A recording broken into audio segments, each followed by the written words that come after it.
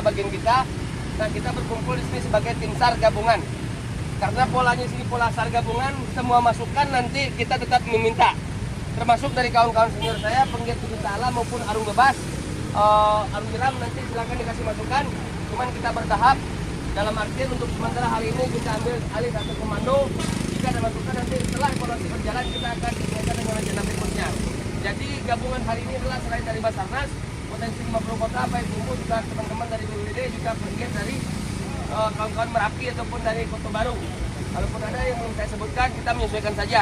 Termasuk kawan-kawan dari Merapi Adventure.